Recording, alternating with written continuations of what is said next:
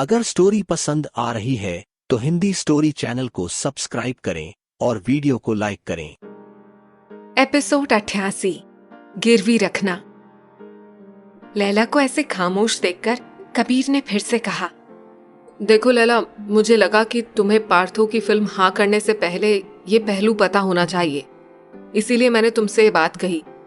अब अगर तुम इसके लिए कंफर्टेबल नहीं हो तो तुम बगैर ये सोचे कि मुझे बुरा लगेगा इनकार कर सकती हो।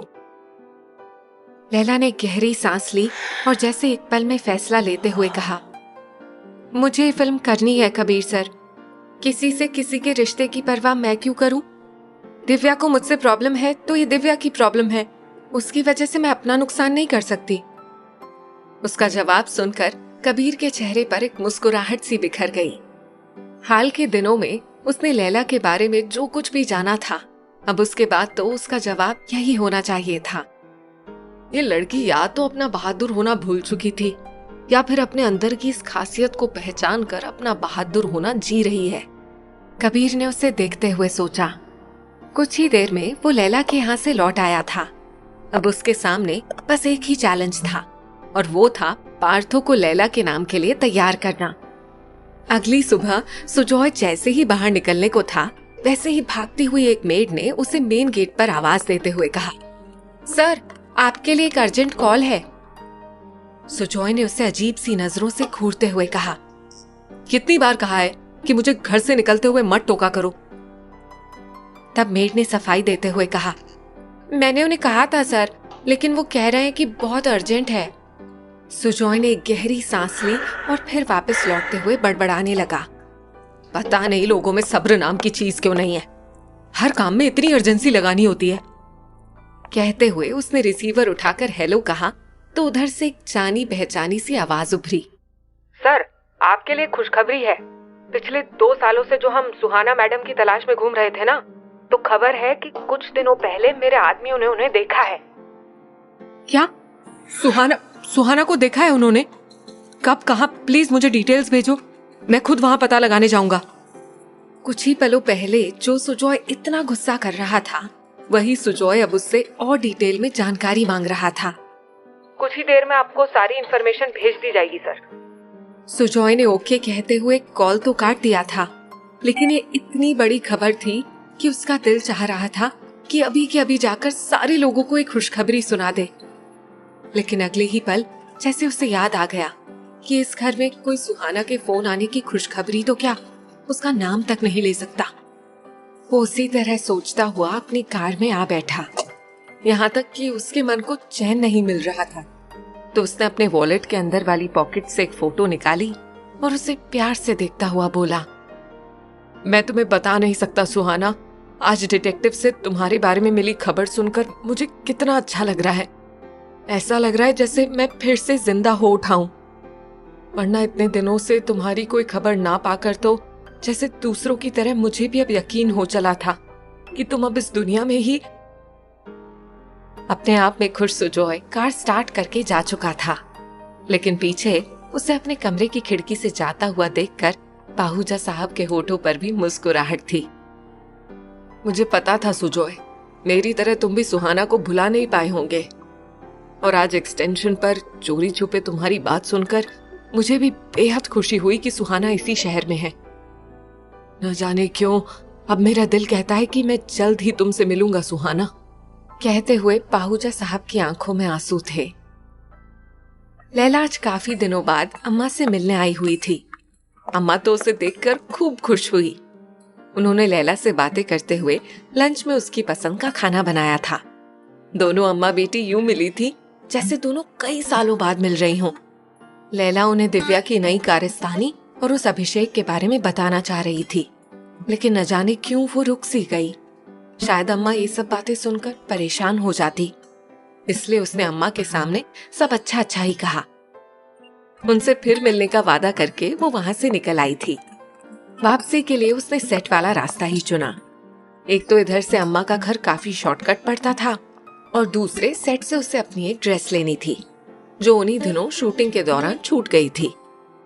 ड्रेस लेने के दौरान कुछ स्पॉट बॉयज से उसकी बातचीत भी हुई, जिसके साथ लैला को ये पता चला कि जनरेटर रूम में भी वायर्स के साथ कुछ छेड़छाड़ की गई थी।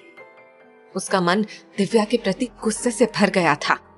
अभी वो वापस जाने ही वाली थी कि तभी उसे राहुल दिख गया। अरे लैला, तुम यहाँ? लैला ने धीरे से स्माइल करते हुए कहा। हाँ, वो कुछ सामान छूट गया था, वही लेने आई थी। तब राहुल ने अपनी घड़ी पर नजर डालते हुए कहा, घर जा रही हो तो चलो छोड़ देता हूँ, मैं भी बस निकलने ही वाला हूँ। लैला ने हंसते हुए कहा, हाँ, लेकिन इसी शर्त पर कि पिछली बार की तरह इस बार गाड़ी ठोकोगे नहीं। ये सुनकर राहुल ने एक जोरदार ठहाका लगाते हुए कहा, डोंट वरी, राहुल एक गलती एक ही बार करता है। दोनों बातें करते हुए पार्किंग की तरफ बढ़ गए। सुजॉय से मिली तुम? राहुल ने कार स्टार्ट करते हुए पूछा तो लैला ने कहा, नहीं, उनका सिर्फ फोन आया था ये बताने के लिए कि फिल्म होल्ड पर चली गई है। हाँ, मेरे पास भी कॉल किया था उसने, कुछ हेल्प के लिए। हेल्प?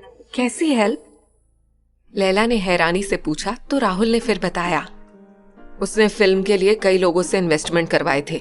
अब जितने दिनों का होल्ड रहेगा उतने दिनों के लिए तो पैसे भी फंस गए ना उसके, और जहां से इंटरेस्ट पर पैसे लिए हैं वहां के पैसे तो लगातार बढ़ते ही जाएंगे। इसलिए उसने कहा कि अगर मैं डैड से कहकर कुछ रुपयों का इंतजाम करवा दूं तो उसकी परेशानी हल हो जाएगी। लेकिन यू नो ना, मेरे लिए भी अभी ज्यादा पैसे निकलवाना पॉसिबल नहीं है। लैला ने कुछ सोचते हुए कहा, हाँ ये तो है। राहुल ने आगे कहा, मुसीबत में तो वो है। इनफैक्ट अभी भी कॉन्फ्रेंस रूम में वो इन्वेस्टर्स को ही अग्री करवाने की कोशिश कर रहा है। लेकिन लगता है जो काम 6 महीने पहले होते होते रुक गया था वो इस बार होकर ही रहेगा। लैला ने चौंकते हुए पूछा, कौन सा काम? पाहूजा मैंशन की नीलामी।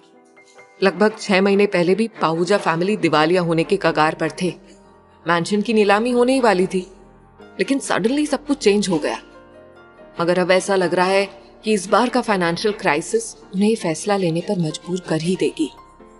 और अगर नीलामी की नौबत ना भी आए तो मैंशन गिरवी रखे बगैर कोई चारा नहीं है उसके पास। ये सब सुनकर लैला सोच में पड़ गई। दोनों फिर रास्ते भर इधर उधर की बात करते हुए लैला के घर पहुंच चुके थे। राहुल ने पार्किंग में कार रोकी तो राहुल ने ड्राइविंग सीट पर बैठे बैठे कहा, बिल्डिंग तो बाहर से अच्छी दिख रही है। लैला ने उतरते हुए कहा, अंदर से भी अच्छी है। कॉफी? राहुल ने एक बार फिर से टाइम देखा और बोला, नेक्स्ट टाइम, अभी मुझे एक जरूरी काम से निकलना है। लैला ने ओके कहा और फिर बाय करती हुई ऊपर चढ़ने लगी। लौटते वक्त उसके कानों में अब भी सिर्फ और सिर्फ राहुल की ही बातें गूंज रही थी जो उसने सुजॉय के बारे में बताई थी। न जाने क्यों उसे सुजॉय के लिए कुछ बुरा सा लग रहा था। शाह साहब की डील वाले पेपर्स देखकर उसे अच्छे से अंदाजा हो गया था कि उस पर पहले से कितने कर्जे थे, और राहुल ने जिस तरह से बताया तो कहीं उन्हें वाकई अपना मैंशन बेचना या गिरवी रखना ना पड़ जाए। लैला लगातार यही सोचे जा रही थी। कबीर ने पार्थो को कॉल करके उसके साथ लैला को हीरोइन लेने के लिए कहा, लेकिन पार्थो लैला का नाम सुनकर कुछ उलझ सा गया। तुम अच्छे से जानते हो Kabir, Divya has some issues with Laila, और अभी उसकी तबीयत भी ठीक नहीं है। ऐसे में अगर उसे पता चलेगा कि मैंने उसकी सबसे बड़ी राइवलरी को साइन किया है तो तुम सोच भी नहीं सकते वो कैसे बिहेव करेगी। कबीर ने शांत लहजे में कहा, देखो पार्थो, अभी जितनी भी हीरोइंस मेरे साथ काम कर सकती हैं उन सब में से तुम्हें कोई भी फ्री नहीं मिलने वाली। रेशमा भी भारद्वाज की फिल्म कर रही है, पूजा भी साउथ में बिजी है, दिव्या खुद हॉस्पिटल में है, और मोना को तो तुम जानते हो, तुम्हारी इस लो बजट फिल्म के लिए वो कभी हाँ नहीं करेगी। ये सब सुनकर पार्थो कुछ सोच में पड़ गया। उसने फिर भी हंसते हुए कहा, केके को सब खबर रहती है। हाँ? तब कबीर ने हंसते हुए कहा, अब तुम्हारे जैसे दोस्तों के लिए रखनी पड़ती है भाई। वैसे अगर तुम्हें मेरी बात पर यकीन नहीं है तो तुम खुद इन हीरोइंस को कांटेक्ट कर सकते हो, लेकिन याद रखना तुम्हें लौटकर लैला को ही चुनना होगा। कबीर की आवाज में कॉन्फिडेंस था। तब पार्थो ने पूछा, ये शर्त तो नहीं है तुम्हारी?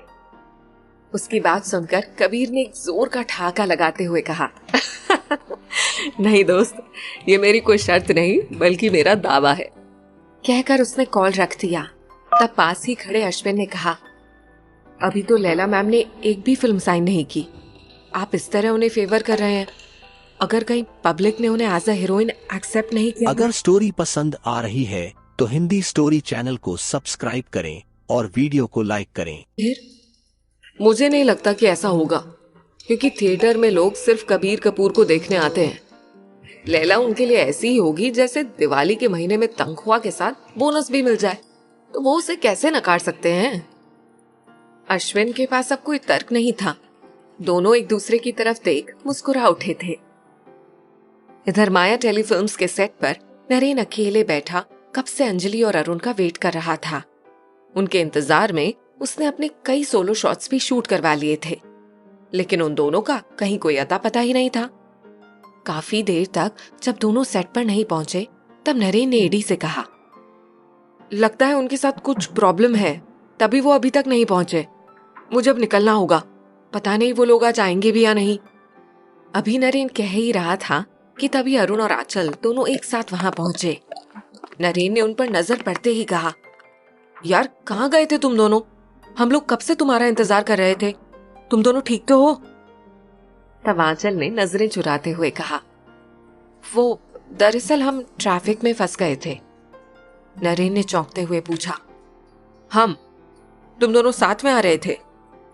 अरुण ने टालते हुए कहा, वो हमें साथ में शॉपिंग करने जाना था, वहां से लौटते हुए जाम में फंस गए थे। आंचल तो पहले ही शूट के लिए तैयार होने चली गई थी, लेकिन नरेन अब भी अरुण के साथ ही था। उसने शक भरी नजरों से अरुण को देखते हुए कहा, भाई सच सच बता, क्या हुआ था? तुम दोनों को इतनी देर कैसे हुई? नरेन की बात सुनकर अरुण ने मुस्कुराते हुए कहा, सच बताऊं?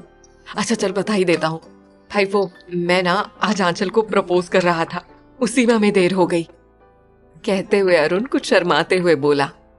तब नरेन ने उसे अजीब नजरों से घूरते देखा और बोला, भाई तू आखिर आंचल को प्रपोज कैसे कर रहा था जो तुझे 4 घंटे लग गए? अरुण ने हंसते हुए कहा, यार नरेन, अब प्रपोज करने में टाइम तो लगता है ना। नरेन ने उसका हाथ पकड़कर बधाई देते हुए कहा, अब तू ये भी बता दे कि आंचल ने जवाब में क्या कहा।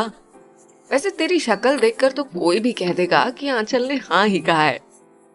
अरुण ने जैसे ख्वाब में खोए हुए कहा, हाँ यार, आंचल ने मेरा प्रपोजल एक्सेप्ट कर लिया है, अब हम ऑफिशियल कपल हैं। अरुण ने एकदम स्टाइल से बात कही, लेकिन नरेन के मन में अभी नाराजगी थी। वो उनसे इतना एक्सपेक्ट तो कर ही सकता था कि कम से कम यहाँ सेट पर इन्फॉर्म कर देते। यहाँ तक कि अरुण को भी नरेन का खराब मूड अच्छे से महसूस हो रहा था, इसलिए उसने नरेन के कंधे पर अपना हाथ रखते हुए कहा, अब मान भी जा दोस्त, आइंदा नहीं होगा ऐसा, डोंट वरी। उसे इस तरह माफी मांगता देखकर नरेन को थोड़ी शर्मिंदगी सी महसूस हुई। उसने भी फिर माहौल को हल्का बनाते हुए कहा, सिर्फ माफी से काम नहीं चलेगा भाई, तुझे तो पार्टी देनी पड़ेगी। दोनों दोस्त इसी तरह हंसी मजाक करते हुए शूटिंग की तैयारी करने लगे।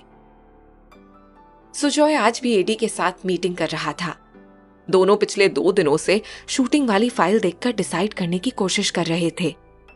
सर ये पॉसिबल नहीं है, हम अगर दिव्या मैम को रिप्लेस करके दूसरी हीरोइन के साथ ये सारे शूट करने की भी सोचें तो फिल्म का बजट काफी बढ़ जाएगा। सिर्फ 2 हफ्ते की शूटिंग ही तो बची थी और ये सब हो गया। सुजॉय ने थके हुए अंदाज में अपना सिर झटकते हुए कहा, ठीक है फिर, अब हमारे पास दिव्या के ठीक होने का इंतजार करने के अलावा और कोई ऑप्शन नहीं है। मैं समझ लूंगा कि मेरी किस्मत में ही इतनी जल्दी कामयाब होना नहीं लिखा था। और रहा सवाल इन्वेस्टर्स के पैसों का, तो शायद अब हमें आहूजा मैंशन को गिरवी रखना ही पड़ेगा। बात की बाद में देखेंगे, फिलहाल ये प्रॉब्लम तो हल हो। अभी सुजॉय कह ही रहा था कि तभी दरवाजे पर दस्तक हुई और उधर से एक मेड ने कहा, छोटे साहब, लैला मैडम आपसे मिलना चाहती हैं। ये सुनकर सुजॉय कुछ हैरान रह गया। लैला रॉय इस वक्त यहाँ? एडी ने उसके कहे बगैर समझ लिया और फिर बाहर की तरफ बढ़ते हुए बोला, मैं उन्हें अंदर भेजता हूँ। एडी के जाने के कुछ देर बाद ही लैला ने कमरे में कदम रखा। सुजॉय ने उसे देखते हुए सपाट लहजे में कहा, जो भी बात थी मैंने तुम्हें फोन पर बता तो दिया था। तब लैला ने धीरे से कहा, मैं यार शूटिंग के बारे में कुछ कहने नहीं आई, बल्कि किसी और काम से आई हूं। सुजॉय ने उस पर एक उचटती हुई सी नजर डाली और फिर उसे सामने वाले सोफे पर बैठने का इशारा करते हुए कहा, हाँ कहो, आखिर ऐसी कौन सी बात थी जिसने तुम्हें यहाँ आने पर मजबूर कर दिया? हिंदी स्टोरी चैनल को सब्सक्राइब करें।